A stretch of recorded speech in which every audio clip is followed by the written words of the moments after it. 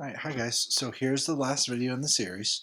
Okay, it's all about problems that have more than one step or use more than one property. They're called combination problems, and these can get really tricky.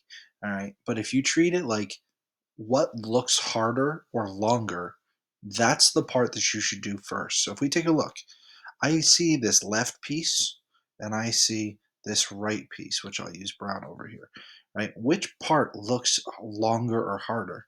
And I bet most of you might say it's this piece, okay? So I'm not going to touch that x squared. I'm just going to bring it down. Okay, if you work piece by piece, these are not that bad. Okay, so now we're using power to a power problem. If I pretend I have no x, this says 3 squared. So 3 squared is 9, so I bring the 9 down. Now it's time to deal with my x's. This says 4 and 2, so 4 times 2 is x to the 8th. So my right side in my original problem is done, and now I'm just going to put these two pieces together. Okay. Now, even though you can't see it, there is a sneaky 1 out front, so let's pretend that I have no x's. That problem says 1 times 9. So when I do that, I get 9.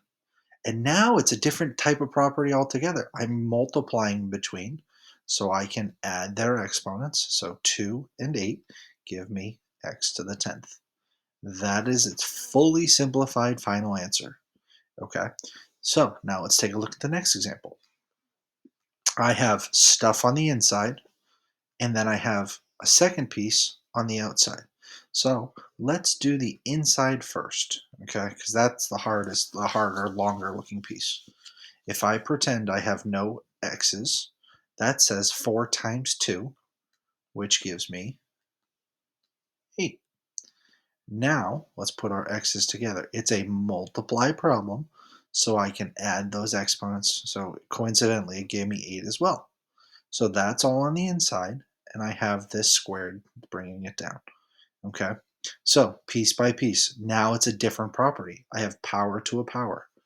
If I pretend I have no letters, that says 8 to the second power, or 8 squared, which comes out to be 64, 8 times 8.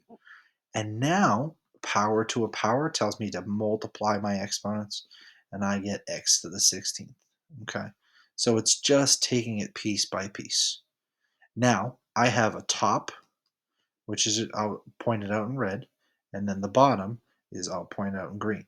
The top to me looks like it might be longer or more to do or more work. So let's bring down the bottom right away, okay, and let's do the top.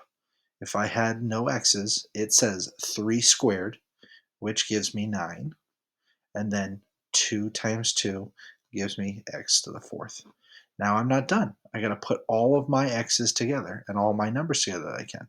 Let's pretend I had no x's. That problem says 9 divided by 3, which 9 divided by 3 is 3. Okay, and now it's a division problem, and the division bar looks like a giant subtraction. So 4 minus 7 is negative 3. But hold on, I can't have negative exponents my final answer. So the thing that has a negative exponent is x to the negative 3. I have to cross the line and change the sign. So if I draw in an imaginary fraction bar, it's going to move to the bottom and become positive. So let me just do that again. This 3 is going to stay up top because it does not have a negative exponent. The x to the third, the x to negative 3 is going to cross the line and change the sign from negative to a positive. And that's my final answer.